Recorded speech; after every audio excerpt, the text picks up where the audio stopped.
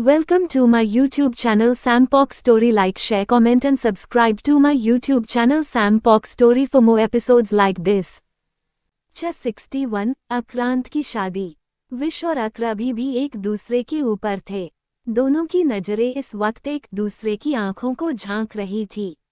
आधी हल्दी अक्र के ऊपर और आधी हल्दी विश के ऊपर गिरी थी। अक्र का तो आधा चेहरा ही हल्दी से ढक चुका था। विश की पकड़ धीरे धीरे अक्र की शर्ट पर कस रही थी। वो अक्र की आंखों में देखते हुए उसमें ही खो गई। वही अक्र तो विश की मैजिकल आंखों में खो चुका था, जिसे देखते ही वह हर बार उसमें खो जाता था। धीरे धीरे उसके हाथ विश की कमर पर चलने लगते हैं। विश्व की पतली और मखमली कमर को छूते ही अक्र उस पर अपनी पकड़ कर देता है। फिर एकदम से विश को अपने नीचे दबाकर विश के होठों पर अपने होठों को फेरकर गहरी आवाज में बोला, "What are you doing?" अक्र की भारी आवाज सुनकर विश अपने होश में आती है। फिर इधर उधर देखने लगती है। खुद को अक्र कितना करीब देखकर वह हड़बड़ाते हुए उठने लगी, मगर अक्र उस पर अपनी पकड़ कस देता है और उसे उठना नहीं देता है। ये देखकर विश गुस्से में बोली, "ये तुम क्या कर रहे हो? छोड़ो मुझे।" लेकिन अक्र उस पर अपनी पकड़ कसते हुए डेविल स्माइल करने लगा।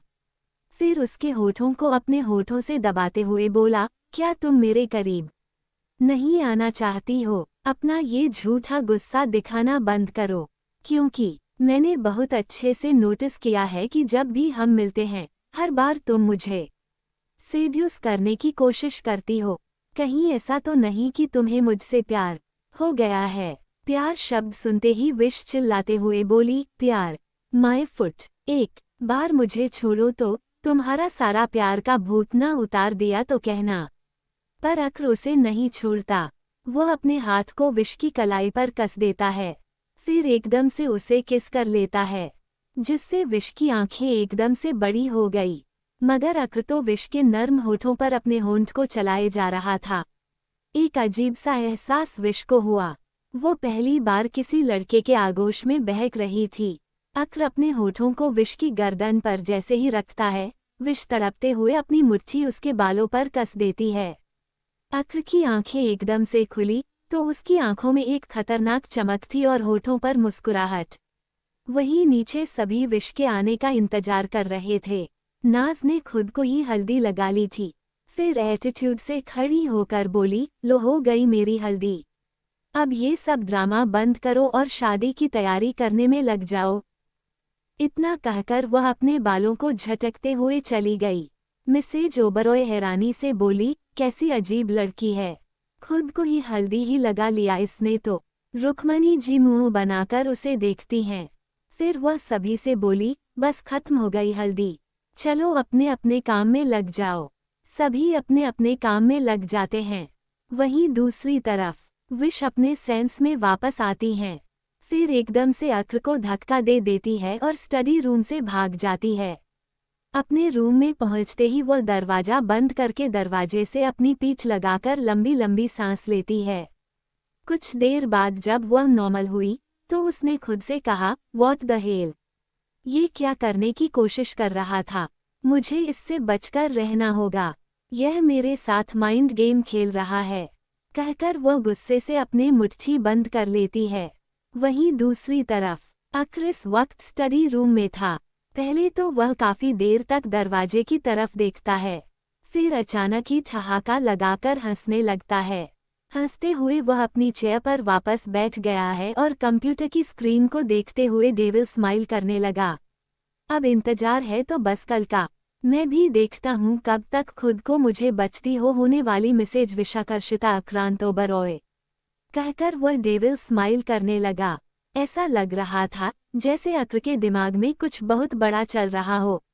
और दूसरी तरफ नाज भी बहुत खुश थी। वो इस वक्त अपने रूम में डांस कर रही थी और इधर उधर घूम रही थी। एक्साइटमेंट के मारे शादी का जोड़ा जो बेड पर रखा हुआ था, वह उसे बार बार उठाकर देख रही थी। नाज उस शादी के जोड़े को गले लगाते हुए खुश होकर बोली, "फाइनली मेरा सपना सच होने जा रहा है।" कहकर वह एक्साइटमेंट में बेड पर गिर जाती है और उसे बेड पर हाथ फेरते हुए अपने अगले प्लान के बारे में सोचने लगती है।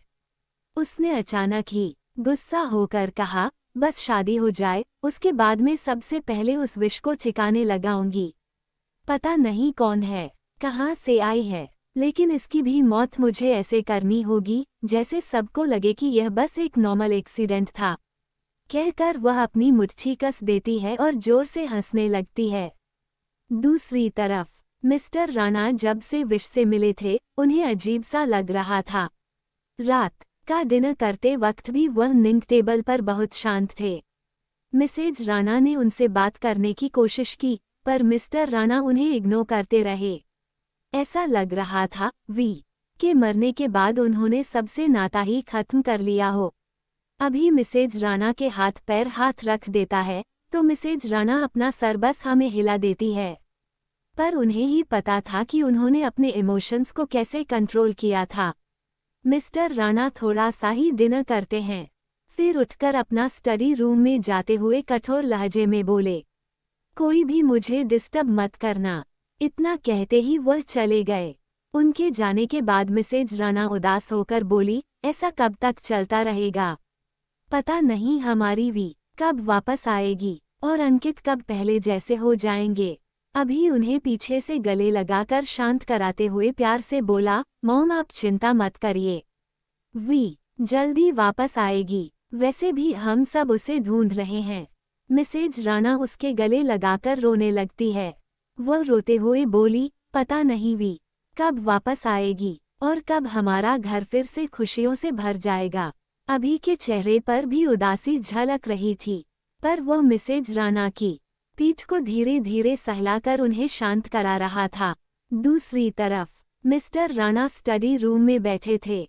वो जैसे ही अपनी आंखें बंद करते हैं, उनकी आंखों के सामने विश का चेहरा आ जाता है, तो वह एकदम से अपनी आंखें खोल देते हैं। उनकी आंखें एकदम लाल थी। फिर वह खुद से बोले, कुछ तो गड़बड़ है, पर क्या गड़बड़ हो सकता है? इतना कहते ही वह जोर से गुस्से से एक मुक्का टेबल पर मारते हैं। फिर एकदम से दीवार से एक काला कपड़ा हटा देते हैं, जहां पर वही ब्रिज बना था जहां से वी गिरी थी। उनके हाथ में लाल मार्कर था। वह धीरे धीरे उस मार्कर से उस ब्रिज के नीचे जो नदी थी उस पर मार्क बनाते हुए बोले, जो भी इंसान इसमें गिर जाए ज्यादा से ज्यादा वह सिर्फ 400 मीटर तक जा सकता है। उसके आगे एक बांध बना हुआ है जहां पर कई सारे लोग हैं। अगर वी वहां तक पहुंची होती तो किसी न किसी ने उसे देखा होता, पर किसी ने उसे नहीं देखा। इतना कहते ही उसे मारकर को वह अपने हाथ में ली अपने सिर पर हाथ रख लेते हैं। वह थोड़े गुस्से में नजर आ रहे थे। तभी उनका फोन बजा। उन्होंने जैसे ही कॉल रिसीव किया, दूसरी तरफ से किसी की एक्साइटमेंट से भरी आवाज आई, सर बहुत बड़ी न्यूज़ मिली है। शायद वी मैडम अब हमें मिल जाए। ये सुनकर मिस्टर राणा की आंखों में एक चमक आ जाती है। वह बेसब्र होकर पूछते हैं, क्या न्यूज़ मिली है? जल्दी बताओ। दूसरी तरफ वाले इंसान ने एक्साइटेड होकर कहा, सर आपका शक बिल्कुल सही था। वी मैडम ने खुद को बचा लिया था। इसके बाद उसने जो कुछ भी मिस्टर राणा को बताया तो मिस्टर राणा के पैरों तले जमीन घिसक गई। वह एकदम से शॉक हो जाते हैं और उनकी आंखें गुस्से से भर जाती है। वह गुस्से से अपने फोन को वही जमीन पर फेंक देते हैं। ऐसा लग रहा था जो भी कुछ पता चला है वो बहुत बड़ा था। विश सोने की तैयारी कर रही थी, तभी उसका फोन बजा। उसने इरिटेट होकर कॉल जैसे ही रिसीव किया, दूसरी तरफ से कुछ कहा गया। दूसरी तरफ वाले इंसान की बात सुनते ही विश एकदम से बेड पर उठकर बैठ गई। उसने मुंह बनाते हुए कहा, एक काम तुम लोग को संभालना नहीं आता, कुछ भी करो इस इन्फॉर्मेशन को लीक होने से रोको। इतना कहते ही वह जल्दी से अपनी जगह से उठी और रूम के बाहर निकल गई। बाहर राघव पहले से इंतजार कर रहा था। विश उसे देखते हुए एक्सप्रेशन लेश भाव से बोली, कोई भी गार्ड मेरे पीछे नहीं आएगा, सिर्फ तुम चलो। राघव हैरान हो गया कि इतनी रात को विश कहाँ जा रही है, पर उसने कुछ नहीं कहा और ड्राइविंग सीट पर बैठ गया। विश जल्दी से पैसेंजर सीट पर बैठी और दोनों निकल गए। अख दूसरी मंजिल पर खड़ा सब देख रहा था। वो सीक्रेट के क्रश लेते हुए धुएं को हवा में छोड़ आसमान को देख डेविल स्माइल करके बोला, अंडरस्कोप कब तक भागोगी? आना तुम्हें मेरे पास है जाने मन। अगली सुबह ओबरॉय मेंशन दुल्हन की तरह सजा हुआ था। हॉल के बीचों बीच एक मंडप भी लगा हुआ था, जहां पर पंडित जी पहले से ही मौजूद थे। मंडप को लाल और सफेद गुलाब से सजाया गया था, जो दिखने में बहुत खूबसूरत था। मिस्टर ओबरॉय ने बिजनेस सूट पहना था, मिसेज ओबरॉय ने लाल कलर की साड़ी और रुक्मणी जी ने हरी कलर की साड़ी पहनी थी। किसी के भी चेहरे पर खुशी नहीं थी। वही नाज अपने रूम में दुल्हन की तरह सजी हुई थी। खुद को मिरर में देखकर वह शर्माने का नाटक करते हुए बोली, ओ माय गॉड, कोई इतना सुंदर कैसे हो सकता है? आज मेरे मांग में आक्रांत सर के नाम का सिंदूर सजेगा और गले में मंगलसूत्र। आज मैं बन जाऊंगी मिसेज आक्रांत ओबरॉय। ओ, मैं तो हवा में उड़ रही हूँ, कहकर वह गोल गोल घूमती है, फिर हंसने लगती है। उसके चेहरे पर बहुत ही डेंजरस भाव थे और आंखों में एक अजीब सी चमक। वह इतनी खुश थी कि वह अपनी खुशी जता भी नहीं पा रही।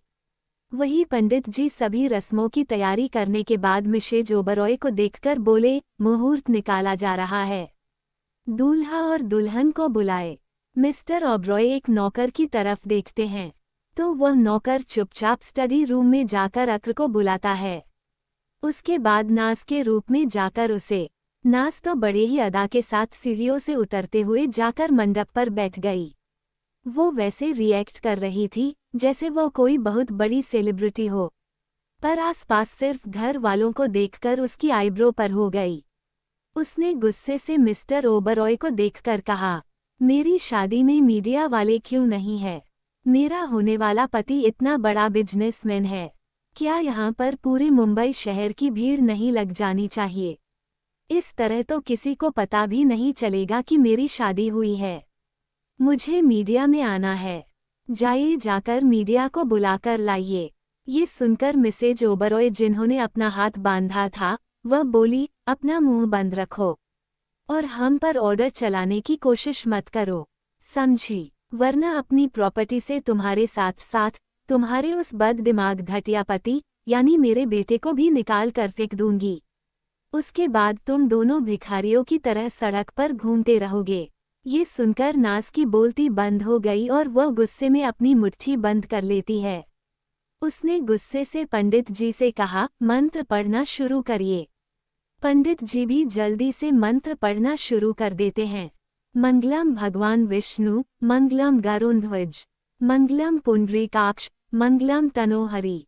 पर अक्र अभी तक नहीं आया था। ये देखकर नाज को बहुत गुस्सा आ रहा था, पर तभी सभी की नजरें सीढ़ियों की ओर गई। अक्र धीरे धीरे सीढ़ियों से नीचे उतरते हुए आ रहा था। उसने शेरवानी के बजाय वाइट शर्ट और ब्लैक पैंट पहनी थी, जो उस पर बहुत जच रहा था। उसकी शर्ट के 2 बटन खुले थे, जिससे उसका चौड़ा और अट्रैक्टिव सीना नजर आ रहा था। अक्र के चेहरे पर कोई एक्सप्रेशन नहीं था। उसने एक नज़र मिस्टर ओबरॉय, मिसेज ओबरॉय और रुक्मणी जी को देखा, तो वह उसे शादी करने से रोक रहे थे, मगर अक्र चुपचाप जाकर मंडप पर बैठ गया। नाज जल्दी से अक्र का हाथ पकड़ लेती है, पर अक्र उससे अपना हाथ छुड़ा लेता है और गुस्से में बोला, अपनी औकात में रहो। ये सुनकर नाज दांत पीस लेती है। पंडित जी मंत्र पढ़ना शुरू कर देते हैं। मंगलम भगवान विष्णु, मंगलम गरुड़ध्वज, मंगलम पुंडरीकाक्ष, मंगलम तनोहरि। वही अक्र की नजरें बार बार दरवाजे की तरफ जा रही थी। पंडित जी ने कुछ देर तक मंत्र पढ़ा, फिर अक्र और नाज को देखते हुए बोले, फेरे के लिए खड़े हो जाए। नाज एक झटके से खड़ी हो जाती है। अक्र पहले तो दरवाजे की तरफ देखता है, फिर चुपचाप खड़ा हो जाता है। धीरे धीरे फेरे होने लगते हैं। मिसेज ओबरॉय से अब देखा नहीं जा रहा था। वह गुस्से से अपने मुट्ठी बंद करती हैं और वहां से चली जाती है। रुक्मणी जी भी उनके पीछे चली गई। धीरे धीरे 3 फेरे पूरे हो जाते हैं, फिर चौथा फेरा भी पूरा हो गया। ये देखकर मिस्टर हो ओबरॉय एक हारे हुए इंसान की तरह मुड़े और वहां से जाने लगे, मगर अचानक ही कई सारे गॉड्स विला के अंदर आ जाते हैं। जिनके हाथ में बंदूक थी। ये देखते ही मिस्टर ओबरॉय की आईब्रो ऊपर हो गई। तभी एक दमदार आवाज सभी के कानों में गूंजी। इतनी भी क्या जल्दी है शादी करने की? पहले हमारा तो स्वागत करो वन। सभी चौंकते हुए दरवाजे की तरफ देखते हैं। वही नाज की धड़कनें थोड़ा डर से बढ़ चुकी थी। वही अक्र के होठों पर अजीब सी मुस्कुराहट थी। मगर फिर उसके चेहरे के एक्सप्रेशन काफी ज्यादा नॉर्मल हो जाते हैं। धीरे धीरे किसी के जूते की आवाज सभी के कानों में पड़ी। उन गार्ड्स के बीच से एक परछाई निकालकर सामने आई, तो सभी उसे देखने लगे। कंटिन्यू। 62 truth reveal. अक्र एक टक सामने देख रहा था, जहां पर गार्ड के बीच एक इंसान खड़ा था, जिसके दोनों हाथ उसके जेब में थे। नाज उस इंसान को देखकर हल्का सा घबरा गई थी, मगर फिर अक्र को देखते हुए बोली, हम फेरे लेते हैं। बस 3 फेरे और बाकी रह गए हैं। इतना कहकर वह अक्र का हाथ पकड़ लेती है। अक्र उसके चेहरे को देखता है, फिर अपने हाथ को एकदम से छुड़ा लेता है। वही नाज घबराहट के कारण अपनी मुट्ठी बंद कर लेती है। तभी अंदर आए इंसान ने सार्कास्टिक टोन में कहा, तुम्हें क्या लगा था मेरी बेटी को मारकर बच जाओगी? उद्धरण चिन्ह अल्पविराम। ये सुनते ही नाज के हाव भाव एकदम से बदल जाते हैं। उसका शरीर डर से कांपने लगा था। नाज अपने डर को काबू में करते हुए बोली, यह आप क्या कह रहे हैं? कौन सी आपकी बेटी? आप किसके बारे में बात कर रहे हैं? और क्या आपको दिख नहीं रहा है यहाँ पर शादी हो रही है? इसलिए बेहतर होगा आप यहाँ से चले जाइए। उसके इस तरह बात करने से मिस्टर राणा हल्का सा मुस्कुराते हैं, फिर एटीट्यूड से बोलते हैं, जाना तो तुम्हें पड़ेगा, वह भी जेल। ये सुनकर नाज हल्का सा हंसी, फिर मुंह बनाते हुए बोली, शायद आपको पता नहीं है, मैं ओबराय खानदान की बहू हूं, इसलिए आप मुझे जेल नहीं भेज सकते। मिस्टर राणा अपनी मुट्ठी करते हुए नफरत से बोले, अंडरस्कोर, तुम ओबरॉय खानदान की बहू हो या कोई और, आई डोंट केयर, पर तुमने मेरी बेटी को मारा है, इसीलिए तुम्हें ओबरॉय खानदान क्या इस दुनिया का कोई भी इंसान नहीं बचा सकता है। उनकी आवाज इतनी दमदार और डरावनी थी कि नाज का कॉन्फिडेंस लो होने लगा। नाज आक्र को देखते हुए चिल्लाई, अंडरस्को, तुम क्यों खड़े हो इस तरीके से? ये तुम्हारी होने वाली बीवी पर इतना घटिया इल्जाम लग रहे हो। उद्धरण चिन्ह अल्पविराम। अक्र उसकी बात सुनकर हल्का सा मुस्कुराया, फिर उसकी तरफ देखते हुए सार्कास्टिक टोन में बोला, तो इसमें मैं क्या करूं? उद्धरण चिन्ह अल्पविराम। ये सुनकर सभी शॉक हो जाते हैं। नाज हैरानी से बोली, तुम क्या कह रहे हो? उद्धरण चिन्ह अल्पविराम। आक्र डेविल स्माइल करके जवाब देता है, वही जो मुझे करना चाहिए। आक्र को देखकर ऐसा लग रहा था जैसे उसे कोई फर्क ही ना पड़ रहा हो। वो एक्सप्रेशन लेस भाव से चुपचाप खड़ा हो गया। नाज को उस पर बहुत ही ज्यादा गुस्सा आ रहा था। उसने देखा मिस्टर राणा के पीछे से पुलिस वाले आ रहे हैं। पुलिस वालों को देखते ही वो एग्रेसिव होने लगी। वो एकदम से अक्र को देखकर हंसते हुए बोली, सर शायद आप भूल चुके हैं, आपके कंपनी के कई सारे सीक्रेट्स मेरे पास हैं। मैं उन सबको लीक कर दूंगी, फिर आप बर्बाद हो जाएंगे। अगर आप चाहते हैं कि मैं आपको बर्बाद ना करूं, तो चुपचाप मुझसे शादी करिए और मुझे इन लोगों से बचाइए।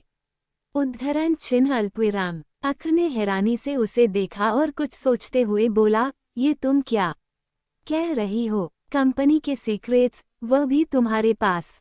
कंपनी के सीक्रेट्स तो मैं अपनी परछाई के साथ भी शेयर ना करूं, फिर तुम्हारे पास सीक्रेट कहां से आएंगे? उद्धरण चिन्ह अल्पविराम। नाज दांत पीस लेती है, मगर उसका कॉन्फिडेंस और भी ज्यादा हाई हो रहा था। उसने अपना फोन निकाला और एटीट्यूड से बोली, तो ठीक है, बर्बाद होने के लिए तैयार हो जाए। अगर मैंने भी आपको सड़क पर भीख मांगने पर मजबूर ना कर दिया, तो मेरा नाम भी नाज नहीं। ये कहकर वो किसी को कॉल करती है, मगर दूसरी तरफ से कोई भी उसका कॉल रिसीव नहीं कर पा रहा था। इसलिए नाज को बहुत ही ज्यादा गुस्सा आ रहा था। नाज कई बार ट्राई करती है, पर जब कोई दूसरी तरफ से कॉल नहीं उठाता, तो आक्र अपने फोन को निकालते हुए अपने आईब्रो को ऊपर कर लेता है और उसका मजाक उड़ाते हुए बोला, अगर कॉल रिसीव ना हो रहा हो तो तुम मेरे फोन से ट्राई कर सकती हो। उद्धरण चिन्ह अल्पविराम। अक्र को देखकर बिल्कुल नहीं लग रहा था उसे किसी चीज की टेंशन है। मिस्टर राणा उसे गौर से देख रहे थे और जानने की कोशिश कर रहे थे आखिर आक्र के मन में चल क्या रहा है। लेकिन आक्र के मन की बात जानना किसी के बस की बात नहीं थी। नाज तो समझ नहीं पा रही थी अब क्या करे। तभी पुलिस वाले उसकी कलाई को पकड़ लेते हैं। ये देखकर वह चिल्लाते हुए बोली, छोड़ो मुझे, मैंने कुछ भी नहीं किया है। मैं तो उनकी बेटी को जानती भी नहीं हूँ। उद्धरण चिन्ह अल्पविराम। ये सुनकर वो इंस्पेक्टर हंसता है और अपने हाथ में पकड़ी पेन ड्राइव को दिखाते हुए बोला, इस पेन ड्राइव में सारे सबूत हैं कि तुमने कैसे मिस वी राणा को जान से मारा है और यही नहीं, कंपनी में भी तुमने उनके साथ लड़ाई की थी। पुलिस वाले उसे घसीटते हुए लेकर जा रहे थे। नाज नफरत से सभी को देखते हुए चिल्लाई, तुम सबने अच्छा नहीं किया। तुम्हें पता नहीं है मेरे पीछे कितना ताकतवर इंसान है। वह तुम सबको खत्म कर देगा, समझे। उद्धरण चिन्ह अल्पविराम। इतना कहकर वह गुस्से में हंसने लगती है।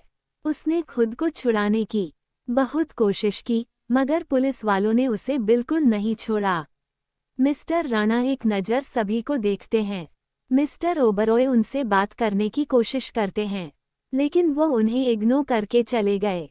बाहर पहुंचते ही इंस्पेक्टर मिस्टर राणा के पास आता है और धीरे से बोलता है, बॉस अब क्या करना है। उद्धरण चिन्ह अल्पविराम। तो मिस्टर राणा कॉल्ड वॉइस में बोले, तुम कोई असली पुलिस नहीं हो जिसे ऊपर से ऑर्डर आने का इंतजार हो। इसे डाक हाउस में लेकर जाओ और टॉर्चर करके पूछो इसके पीछे कौन है। उद्धरण चिन्ह अल्पविराम। इतना कहते ही वह अपनी आंखों पर गॉगल्स लगाते और वहां से निकल जाते हैं। उनकी कार जैसे ही विला से बाहर गई तभी एक और कार विला के अंदर आई। ओबरॉय मेंशन के अंदर सन्नाटा छाया हुआ था। विश कार से उतरकर जब अंदर आई तो अंदर के नज़ारे को देखकर अजीब सा मुंह बना लिया।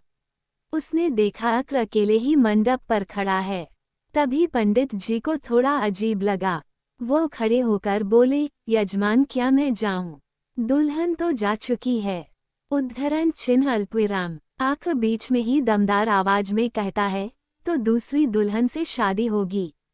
उद्धरण चिन्ह अल्पविराम। मिस्टर ओबरॉय जो अभी भी शौक में खड़े थे कि आखिर नाज के पास ऐसा क्या सीक्रेट था कि आक्र उससे शादी कर रहा था। तभी उन्होंने सुना कि आक्र शादी कर रहा है तो वह कंफ्यूज हो गए कि आखिर वह किससे शादी कर रहा है। आक्र की नज़र विश पर टिकी थी। आक्र मंडप से उतरकर नीचे आता है। वह एकदम से विश का हाथ पकड़कर बोला, तुम करोगी मुझसे शादी? तुमने ही तो कहा था मैंने तुम्हारे साथ रात बिताई है तो मैं जिम्मेदारी उठाने को तैयार हूँ। उद्धरण चिन्ह अल्पविराम। इतना कहकर वह विश को लेकर मंडप पर आ जाता है।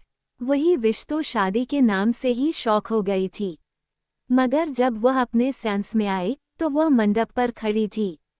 उसने अपने हाथ को छुड़ाते हुए हैरानी से कहा, क्या तुम पागल हो गए हो? मैं तुमसे शादी क्यों करूंगी? उद्धरण चिन्ह अल्पविराम। अक्र डेविल स्माइल करके बोला, क्योंकि मैं चाहता हूँ। विश उसे अपना हाथ छुड़ाती है मगर आक्र तो छोड़ ही नहीं रहा था।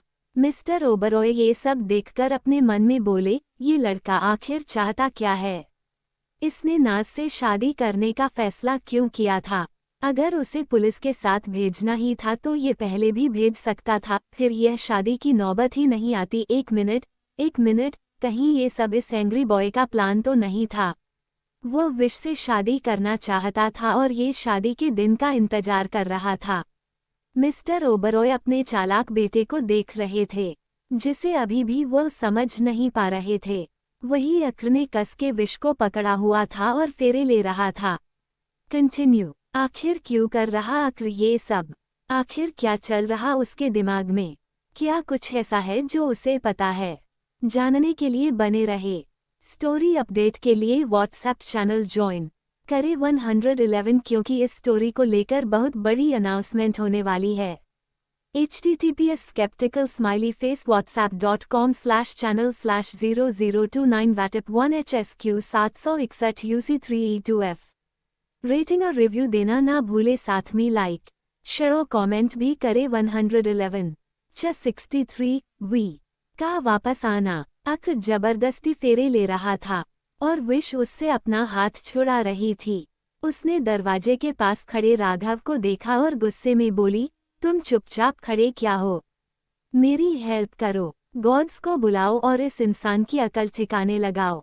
लगता है आज तक किसी ने कान के नीचे दो नहीं लगाए, इसलिए मिस्टर आक्रांत ओबरॉय को मनमानी करने की आदत हो चुकी है। अक्र कोई जवाब नहीं देता। वह जबरदस्ती फेरे ले रहा था। विश अपने पैर को उठाकर उसे किक करने हक वाली थी कि अक्र पहले ही उसके इरादों को जान लेता है, इसलिए वह एकदम से विश अपने गोद में उठा लेता है। फिर डेविल स्माइल करके बोला, आज मुझे कोई नहीं रोक सकता, कोई भी नहीं। इतना कहते ही वह 7वां फेर लेने लगा। विश अपने हाथ पैर चलाते हुए उसे रोक रही थी, मगर अक्र ने उसे कस के पड़ा हुआ था। एक बार तो अक्र का बैलेंस बिगड़ गया था, मगर अक्र किसी तरह खुद को संभालते हुए 7वां फेरे कंप्लीट कर लेता है। विश गुस्से में छटपटाने लगी, मगर अक्र उसे छोड़ने के मूड में नहीं था। मिसेज ओबरॉय और रुक्मणी जी थोड़ा सा खुश थी, क्योंकि उन्हें अपनी बहू के रूप में नाज के बजाय विश को स्वीकार करना मंजूर था। वहीं मिस्टर ओबरॉय अक्र को रोकते हुए गुस्से में बोले, तुम क्या कर रहे हो? क्या तुम्हारा दिमाग खराब हो गया है? अक्र उन्हें इग्नोर करते हुए विश को नीचे उतार देता है, फिर उसकी कमर को कस के पकड़ लेता है ताकि वह भाग ना पाए। उसके बाद सिंदूर को अपनी मुट्ठी में भरते हुए मिस्टर ओबरॉय को देखकर डेविल स्माइल करके बोला, डैडी, मिस विशाखर्षिता माहेश्वरी ने ही तो कहा था कि मैंने उसके साथ रात बिताई है। अगर वो प्रेग्नेंट हो गई तो बच्चे की जिम्मेदारी कौन लेगा? मैं बस फ्यूचर में एक अच्छे पिता होने की ड्यूटी पूरी कर रहा हूँ, इसलिए प्लीज बीच में मत आइए। इतना कहते ही वह सिंदूर को विश की मांग में भरने वाला था, मगर विश उसकी कलाई को पकड़ लेती है और उसे जोरदार मुक्का मारती है। अक्र लड़खड़ाते हुए 2 कदम पीछे हुआ, पर वह अपने दूसरे हाथ से विश को पकड़ लेता है, क्योंकि विश भागने वाली थी। अक्र फिर से उसकी मांग में सिंदूर भरने जाता है, तो विश इस बार अग्निकुंड में जल रही लकड़ी को उठा लेती है। उसने आग वाले एरिया से अक्र के कंधे पर मारते हुए गुस्से में कहा, अगर ज्यादा होशियारी की तो जला दूंगी, समझे? दूर रहो मुझसे। मगर अक्र मानने वाला नहीं था। उसने मुस्कुराते हुए कहा, तुम जलाओ या चाहे जो करो, आज तो मैं तुमसे शादी करके ही रहूंगा। विश को ऐसा लग रहा था जैसे अक्र पागल हो चुका है। उसने आग वाले हिस्से से अक्र के सीने को पॉइंट किया। अक्र की शर्ट जलने लगी थी, मगर अक्र को देखकर ऐसा लग रहा था जैसे उसे कोई फर्क नहीं पड़ रहा हो। विश ने एकदम से उस लकड़ी को फेंका और वहां से भागने लगी। अक्र भी उसके पीछे भागा, पर उसने मंगलसूत्र उठा लिया था। उसके एक हाथ में सिंदूर था और दूसरे हाथ में मंगलसूत्र। विश मिसेज ओबरॉय के पीछे आ गई और उसने मिसेज ओबरॉय को देखते हुए परेशान होकर कहा, आंटी जी, आप अपने इस बदतमीज बेटे को समझा सकती है? क्या कोई इस तरह किसी से शादी करता है? जान से मार दूंगी मैं इसे कहिए कि मुझसे दूर रहे। मिसेज ओबरॉय कुछ कहती उससे पहले ही अक्र विश को पकड़ने के लिए आगे बढ़ते हुए बोला, इधर आ जाओ चुपचाप से, वरना मुझसे बुरा कोई नहीं होगा।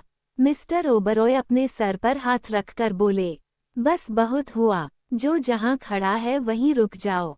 आखिर यहाँ पर चल क्या रहा है? और एंग्री बॉय, तुम ये क्या कर रहे हो?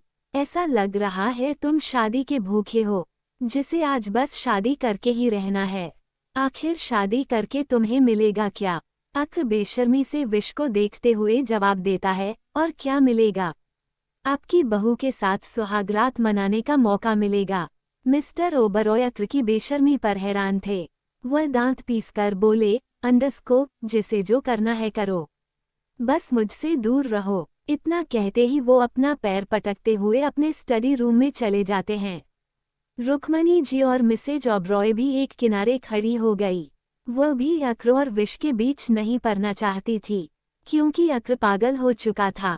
रुक्मणी जी हैरानी से बोली, आखिर इसने एंग्री बॉय पर क्या जादू कर दिया जो ये उसके पीछे हाथ पैर धोकर पड़ा है? मिसेज ओबरॉय ने बस अपना कंधा ऊपर कर दिया। वही विश जल्दी से रूम की तरफ भागी।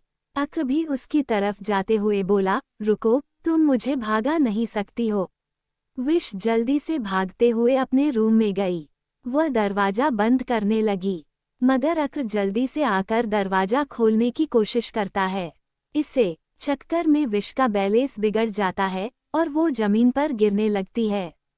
ये देखकर अक्र एकदम से आगे बढ़कर उसकी कमर में अपना हाथ डाल देता है और विश को संभाल लेता है। विश ने भी उसकी कॉलर को पकड़ लिया, पर फिर दोनों का ही बैलेंस बिगड़ा और दोनों ही जमीन पर गिर गए। विश नीचे थी और अक्र ऊपर। वक्त जैसे थम सा गया था। दोनों एक दूसरे की आंखों में देखने लगते हैं। विश ने अभी भी अक्र की कॉलर को पकड़ा हुआ था। चोट लगने के डर से उसने कसके अपनी आंखों को बंद कर लिया, मगर अक्र ने अपना एक हाथ उसकी कमर पर रख दिया और दूसरा उसके सर के पीछे। इसलिए विश को दर्द महसूस नहीं हो रहा था। वही अक्र एक टक विश के खूबसूरत से चेहरे को देख रहा था। विश की पलकें फड़फड़ा रही थी। वह इतनी सुंदर थी कि कोई भी उसे देखते ही उस पर फिदा हो जाए। अक्र का भी यही हाल था, मगर इस वक्त अक्र दिमाग से काम में रहा था। अक्र ने देखा कि विश की आंखें बंद है, तो वह चालाकी से अपने उस हाथ को ऊपर करता है जिसमें सिंदूर था, और धीरे से विश की मांग में सिंदूर भर देता है। विश को अपने मांग में कुछ महसूस हुआ तो वह धीरे से अपनी आंखें खोलती है, मगर तब तक अक्र जल्दी से उसे मंगलसूत्र भी पहन देता है। उसके बाद उसके होठों पर किस करके बोला, congratulations Mrs Vishakarshita Maheshwari Akrant Oberoi. Oh sorry, I mean Mrs V Rana Akrant Oberoi. ये कहते ही अक्र के होठों पर डेविल स्माइल आ जाती है और वह विश की कमर पर अपनी पकड़ कस देता है। वही विश अक्र की बात सुनकर एकदम से शॉक होकर उसकी तरफ देखने लगती है। उसकी पकड़ धीरे से कस गई और उसके चेहरे के एक्सप्रेशन भी एकदम से बदल गए। अक्र विश के गालों को सहलाते हुए उसके कान में बड़ी ही खतरनाक अंदाज में आगे बोला, बोलो ना मेरी वॉल्केनो बेबी, शांत क्यों हो गई? क्या तुम मेरे साथ खेल खेलने की कोशिश कर रही थी? जवाब दो, वरना मुझे खुद भी नहीं पता कि मैं अपने गुस्से में तुम्हारे साथ क्या करूंगा। इतना कहते हुए वह अपनी गर्म सांसों को विश की गर्दन पर छोड़कर उसकी गर्दन पर जोर से बाइट कर लेता है। विश को जोर से दर्द हुआ तो उसकी चीख निकल गई। वह अपनी लाल आंखों से अक्र को देखती हैं। अक्र की आंखें बहुत ही डोमिनेटिंग और डरावनी लग रही थी। अक्र ने उसके दोनों गालों को कस के पकड़कर उसके होठों को बेरहमी से काटते हुए गुस्से में कहा, जवाब दो, चुप क्यों हो? वह विश की कलाई को भी मरोड़ देता है, मगर विश अभी भी चुप थी। अक्र बड़बड़ाते हुए बोला, चुप क्यों हो? जवाब दो, ऐसे तो बहुत टपर टपर पर बोलती हो, अब मुंह में दही जम गया क्या? विश के एक्सप्रेशन थोड़े कंफ्यूजिंग हो जाते हैं। उसने कंफ्यूज होकर पूछा, ये तुम क्या बोले जा रहे हो? कौन volcano baby? Mister crying baby, my name is Vishakarshita Maheshwari, daughter of Vishesh Maheshwari, और मैं वी कंपनी की इकलौती और यंग सीईओ हूँ। अब दूर हटो मुझसे, और मैं तुम्हें कोई अपना हस्बैंड नहीं मानती। अभी यह जो हुआ है ना, यह मेरे लिए कुछ भी नहीं था। ऐसे ही शादी नहीं हो जाती, समझे तुम? कहते ही वह खड़ी हो जाती है और अपने कपड़ों को सही कर लेती है, मगर अक्र जमीन पर ही लेटा था। वह अपने सर पर हाथ रखते हुए बड़े ही इंटरेस्ट के साथ विश को देखकर बोला, कब तक भागोगी मुझसे? क्या तुम मेरे साथ टॉम एंड जेरी का गेम खेलना चाहती हो? अगर ऐसी बात है तो मैं भी तैयार हूँ माय वोल्कानो बेबी। वैसे ही हमें सुहागरात यही मनाएंगे। तुम्हारा क्या कहना इस बारे में? हम रूम में हैं और बैग भी अच्छे से तैयार है। कहो तो एक एक राउंड हो जाए। वैसे भी तुम बच्ची नहीं रही, लगभग तुम 19 की होने वाली हो, और इन 6 महीने में तुम्हारी ग्रोथ अच्छी खासी हो गई है। वह अपने होठों को दबाते हुए लस्ट भरी नजरों से ऊपर से नीचे तक विश को देख रहा था। विश को उसकी इस नजरों से बहुत गुस्सा आ रहा था। वह अपनी मुट्ठी कस के बंद कर लेती है, फिर आसपास देखने लगती है। उसे वहां पर कुछ नहीं दिखता है। तो वह गुस्से में रूम पर बाहर जाने लगी। तभी उसने देखा एक नौकर झाड़ू लगा रहा है। वह जल्दी से जाकर उसके हाथ से झाड़ू छीन लेती है और गुस्से में रूम के अंदर आती है। अक्र थोड़ा कंफ्यूज था कि आखिर विश गई कहाँ है, पर कुछ देर बाद जब उसने विश को आते हुए देखा तो मुस्कुरा कर बोला, क्या हुआ, सब ठीक तो है। विश अपने पीछे झाड़ू छुपाते हुए मुस्कुरा कर बोली, अभी तक तो सब ठीक था, मगर अब तुम ठीक नहीं रहोगे। अक्र कुछ समझ पाता उससे पहले ही विश झाड़ू को उठाकर जोर से उसके पीठ पर मारती है। अक्र एकदम से चिल्लाते हुए खड़ा हो गया और चिल्लाते हुए बोला, क्या तुम्हारा दिमाग खराब हो गया है? विश गुस्से में बोली, हाँ दिमाग खराब हो गया है, और तुम्हें आज ही मार के मैं विधवा बनूंगी। इतना कहकर वह फिर से उसे झाड़ू से मारती है। वही अक्र उससे बचने के लिए रूम के बाहर भाग आता है। वह जल्दी से सीढ़ी से उतरते हुए आया। मिसेज ओबरॉय किचन से बाहर निकल रही थी।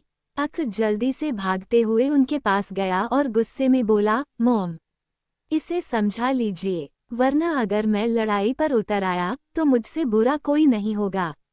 विश उसके पैर पर मारती है और झाड़ू दिखाते हुए बोली, अगर असली मर्द हो तो सामने आओ, औरतों के पीछे क्यों छुप रहे हो? ये बात अक्र की ईगो पर लगी। अक्र उसे उंगली दिखाकर गुस्से में बोला, देखो मर्द की बात मत करो, अगर मैं मर्दानगी दिखाने पर आया ना तो तुम बचोगी नहीं, इसलिए मेरे ईगो को हट मत करो, वरना बहुत पछताओगी। वो इस बार सच में गुस्से में लग रहा था। वही विश डेविल स्माइल करने लगी। वो झाड़ू दिखाते हुए बोली, अगर सवाल उठा दिया तो क्या करोगे? इनफैक्ट मैं सवाल उठा रही हूँ। अक्र मिसेज ओबरॉय पर अपनी पकड़ कसते हुए बोला, मॉम इसे समझाए। मिसेज ओबरॉय काफी परेशान हो गई। वो विश की मांग में सिंदूर और गले में मंगलसूत्र देखकर पहले तो हैरान थी, मगर फिर दोनों की लड़ाई को देखकर गुस्से में बोली, जहां लड़ना झगड़ना है लड़ो जाकर, मुझे बीच में मत लाओ। अगर यह झाड़ू मुझे पड़ गया तो पता है मैं कितने घंटे तक अस्पताल में रहूंगी। विश एकदम से मिसेज ओबरॉय को दूर कर देती है और अक्र को जोर से मारती है। वही अक्र खुद को बचाने के लिए सोफे के पीछे भाग गया और विश उसके पीछे। इसी तरह दोनों मिलकर पूरे घर को परेशान कर देते हैं और बाकी सब लोग केवल उनकी लड़ाई को देख रहे थे और भी जमीन पर पड़े सामान को। कुछ देर बाद अक्र बाहर गार्डन के एक पेड़ पर चढ़ा हुआ था और विश उसे डंडा दिखाकर बोल रही थी, चुपचाप नीचे आ जाओ। अक्र उसे चिढ़ाते हुए बोला, बेवकूफ समझ रखा है जो मैं मार खाने के लिए नीचे आओ। कंटिन्यू। 64 वॉल्केनो बेबी प्लीज ऐसा मत करो। विश अक्र को डंडा दिखाते हुए गुस्से में बोली, मैंने कहा नीचे आओ, वरना मैं ऊपर आ गई तो मुझसे बुरा कोई नहीं होगा। अक्र पेड़ की एक डाल को पकड़कर खड़ा था और अपनी नजरों को झुकाए वह विश को देख रहा था जो उसे डंडा दिखा रही थी। अक्र का मुंह बन गया। वो उसे डाल से चिपकती हुई जवाब देता है, मैं नहीं आऊंगा और तुम्हें बहुत भारी पड़ेगा ये, इसलिए बोल रहा हूँ चुपचाप एक अच्छी पत्नी की तरह मेरा स्वागत करो और अपने पति की पूजा करो। विश पति शब्द से चढ़ जाती है। वो डंडे को मजबूती से पकड़कर झुकी और एक पत्थर उठाकर अक्र की दिशा में फेंकते हुए गुस्से में बोली, पति? माय फुट, कौन सा पति? कहाँ का पति? मैं तुम्हें कोई भी पतिवती नहीं मानती हूँ, क्योंकि यह शादी तुमने की है, इसमें मेरी मर्जी नहीं थी, समझे तुम? और नीचे आओ, तुम्हारे हाथ पैर आज मैं तोड़ूंगी। अक्र अचानक की हंसा। उसकी हंसी को सुनकर विश और भी ज्यादा भड़क गई। वह पैर पटकते हुए बोली, बहुत कोलगेट का प्रचार करते हुए दांत दिख रहे हो, एक बार नीचे आ जाओ। शायद तुम्हें अभी तक विशाकर्षिता महेश्वरी की ताकत का अंदाजा नहीं है, और अगर मेरे डैडी को पता चल गया कि तुमने मेरे साथ किया है तो वह तुम्हें छोड़ेंगे नहीं, समझे तुम? इसलिए नीचे जाकर चुपचाप मुझसे मार खा लो और डाइवोर्स पेपर्स पर साइन कर दो, फिर मैं तुम्हें बचा लूंगी और ऐसे रिएक्ट करूंगी जैसे कुछ हुआ ही नहीं। अक्र उसकी बात सुनकर अपनी आंखें छोटी कर लेता है, फिर उसकी तरफ उंगली पॉइंट करके बोला, नो नो वोल्कानो बेबी, तुम्हें ऐसे बिल्कुल रिएक्ट करने की जरूरत नहीं है कि जैसे कुछ हुआ ही ना हो। मैं तो चाहता हूँ कि तुम ऐसे ही रिएक्ट करो कि जैसे बहुत कुछ हुआ हो। फिर से वोल्कानो बेबी सुनकर विश दांत पीसकर बोली, देखो कितने बार कहा है, मैं कोई वोल्कानो बेबी नहीं हूँ। मेरा नाम विश है, समझे तुम? एक बार बस नीचे आओ, तुम्हारे शरीर में ऐसा विष डालूंगी ना कि तुम्हारे साथ पूछते क्या पूरी दुनिया के डॉक्टर उस विष को नहीं निकाल पाएंगे। देखो अब मुझे गुस्सा आ रहा है, मैं सच कह रही हूँ, मैं पेड़ पर चढ़कर अगर ऊपर आई तो तुम्हारी खैर नहीं, इसलिए नीचे आओ। लेकिन अक्र और भी ज्यादा ऊपर चढ़ जाता है। फिर ऊपर भगवान की तरफ देखते हुए बोला, ओ गॉड, क्या लड़की बनाई है आपने, मुझे ही पेड़ पर चढ़ा दिया। ये काम तो सिर्फ मेरी वॉल्केनो बेबी ही कर सकती है। शक्ल बदल गई मगर अकल वही है। अगर अकल भी बदल देते तो कितना अच्छा होता। मैं तो कहता हूँ अभी भी वक्त है इसकी अकल बदलने में। अक्र जानबूझकर विश को गुस्सा दिला रहा था, क्योंकि उसे पता था कि उसकी वोल्कानो बेबी कभी भी अपने खिलाफ ऐसी चीज सुनती नहीं थी। वो जरूर अपनी असली पहचान उसे बता देगी। वो गौर से विश को देख रहा था, जो गुस्से में आग बबूला जरूर हो रही थी, मगर वो कुछ भी ऐसा नहीं कर रही थी जिससे पता चले कि वही वी है। इसलिए अक्र गुस्से से अपने दांत पीस लेता है। वही विश अपने पीछे खड़े राघव को देखती हैं, जो चुपचाप खड़ा था। विश ने उस डंडे से राघव के पैर पर जोर से मारते हुए कहा, तुम मेरे असिस्टेंट हो या फिर कोई रोबोट जिसे मैं शो पीस की तरह अपने साथ लेकर घूमती हूँ? क्या तुम मेरी हेल्प नहीं कर सकते थे? बेचारे राघव को अपने पैर में बहुत दर्द हुआ, पर फिर वह अपने दर्द को सहते हुए बोला, मैडम मैं क्या करूं इसमें, और वैसे भी मैं क्यों हेल्प करूं? असिस्टेंट का काम सिर्फ ऑफिस तक होता है, बाकी मेरा कोई काम नहीं है। और आप मुझे मार नहीं सकती, आप चाहे तो मुझे निकाल सकती हैं, मैं खुशी खुशी कंपनी छोड़कर चला जाऊंगा। राघव तो पहले ही कंपनी छोड़ना चाहता था, ये बात विश बहुत अच्छे से जानती थी, इसलिए वह उसे एक और डंडा मारते हुए बोली, ज्यादा खुश मत हो, तुम्हें तो मैं कंपनी से जाने नहीं दूंगी और जिंदगी भर अपना गुलाम बनाकर रखूंगी, और साथ में इस घटिया इंसान को भी। इतना कहकर वह अक्र की तरफ इशारा करती है, जो ऊपर पेड़ पर चढ़ा था। अक्र ने विश के मुंह से अपने लिए घटिया शब्द सुन लिया था। आक्रांत मुंह बनाकर बोला, वोल्कानो बेबी, बाहर वालों के सामने मेरी बेइज्जती तो मत करो। रूम के अंदर की बात अलग होती है, अगर तुम ये डंडा फेंक दो तो हम साथ में रूम में चलकर सारे मामले एक साथ निपटा लेंगे। विश उसकी बात को इग्नोर कर देती है। उसने इस वक्त प्लाजो क्रॉप टॉप और श्रग पहना हुआ था और हाई हील्स भी। वह अपनी हाई हील्स को उतारने लगी, फिर पेड़ को पकड़कर चढ़ने की कोशिश करने लगी। ये देखकर अक्र का दिल लगभग उसके मुंह में आ गया। वह अटकते हुए बोला, ये क्या कर रही हो? विश पेड़ पर चढ़ने की कोशिश करती है, मगर पहली बार में उसका हाथ स्लिप हो जाता है, जिस कारण उसकी हथेली छिल गई। वह अपनी हथेली को देखकर गुस्से से चिल्लाई, एक एक का बदला लूंगी तुमसे। फिर पेड़ पर चढ़ने लगी। इस बार उसकी कोशिश सफल रही और वह चढ़ गई। उसने ऊपर की तरफ डेविल स्माइल करके कहा, अब कहाँ भागोगे? क्योंकि तुम जहाँ पर हो उसके आगे अगर तुम ऊपर चढ़े तो डाल को लेकर सीधा नीचे गिरोगे, जिससे जवानी में ही तुम्हें बुढ़ापा महसूस होगा, क्योंकि तुम्हारी हड्डियां टूट चुकी होगी। विश एक डाल को अच्छे से पकड़ने के बाद राघव को गुस्से में ऑर्डर देती है, उस डंडे को पकड़ के रखना, और अगर यह आदमी नीचे कूदने की हिम्मत करे तो इसे उसी से पीटना, वरना मैं तुम्हें पिटूंगी। राघव अपना सर हाँ में दिला देता है, फिर मन में बोला, ये मैडम पहले कितने डरपोक थी और अब कितनी ज्यादा डेयरिंग हो गई है। भले ही शादी मर्जी से नहीं हुई, पर है तो पति ही। कहाँ मैंने सोचा था आक्रांत ओबरॉय दुश्मनी लेकर मैडम की जिंदगी बर्बाद हो जाएगी, लेकिन यहाँ तो बेचारे मिस्टर ओबरॉय को ही लेने को देने पड़ गए। भगवान जी सही नाम रखा है मैडम का, विशाकर्षिता। जितनी अट्रैक्टिव यह है उतनी ज्यादा विष भरा पड़ा है इनके अंदर। विष काफी ऊपर तक चढ़ चुकी थी, वह अक्र से बस 2 फीट की दूरी पर थी। अक्र ऊपर देखता है। अब वो ऊपर नहीं चढ़ सकता था, इसलिए वह नीचे उतरने के लिए रास्ता देखने लगा। वह काफी ऊपर था। ये देखकर उसने माथे को मसलते हुए मन में कहा, यहाँ से कूदना कोई बड़ी बात नहीं है, लेकिन इतनी सारी डाल है कि अगर कूदते वक्त एक भी मुझे लगी तो मेरी हड्डी टूट जाएगी। और पत्नी भी ऐसी है कि सेवा करने के बजाय लात मार कर रूम से निकालेगी। अक्र अपने ही प्लान में पूरी तरीके से फंस चुका था। विश और ऊपर आ जाती है।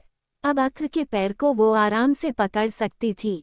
उसने अक्र के पैर को पकड़ा और उसे खींचते हुए मुस्कुरा कर बोली, बहुत भाग रहे थे, अब भाग कर दिखाओ तुम। वही अक्र का बैलेंस बिगड़ रहा था। वह जमीन की तरफ देखते हुए बोला, अरे पागल लड़की, दिमाग खराब है, मैं गिर जाऊंगा, मेरे शूज स्लिप कर रहे हैं, ऊपर से तुम मुझे खींच रही हो, अगर मैं गिरा तो तुम्हें ही मेरी सेवा करनी होगी। मगर विश उसकी बात नहीं सुनती है और उसके पैर को पकड़कर एकदम से खींच लेती है। अक्र ने पहले तो डाल को कस के पकड़ा था, मगर उसके शूज सच में स्लिप कर रहे थे। विश के इस तरह खींचने से वो खुद को संभाल नहीं पाया और नीचे गिरने लगा। इसी धक्का मुक्की में विश भी खुद को संभाल नहीं पाती और वह भी गिरने लगी। गिरने के डर से विश कस के अपनी आंखें बंद कर लेती है और जोर से चिल्लाती है, आह बचाओ। अक्र ने देखा, विश के नीचे एक बड़ी सी डाल है जो विश के पीठ पर लग सकती थी। ये देखकर अक्र एकदम से उसे अपनी बाहों में खींच लेता है और पलट जाता है, जिस कारण एकदम से वह डाल विश के बैकबोन पर लगी। फिर उसके बाद वह पीठ के बल ही जमीन पर गिरा। वह डाल हल्की सी नुकीली थी, जिस कारण अक्र को बहुत ही जोर से लगी थी। उसकी हल्की सी दर्द भरी आह भी निकल गई और उसकी पकड़ विश पर कस गई। उसने अपनी आंखों को भी कस के पास बंद कर लिया, लेकिन जमीन पर गिरते ही उसके पीठ में असहनीय दर्द हुआ। आह! अक्र की आह जैसे ही विश के कानों में पड़ी, वह एकदम से अपनी आंखें खोल देती है और अक्र को देखती है, जिसके चेहरे पर इस वक्त दर्द झलक रहा था। मगर अक्र अगले ही पल अपने दर्द को छुपा लेता है।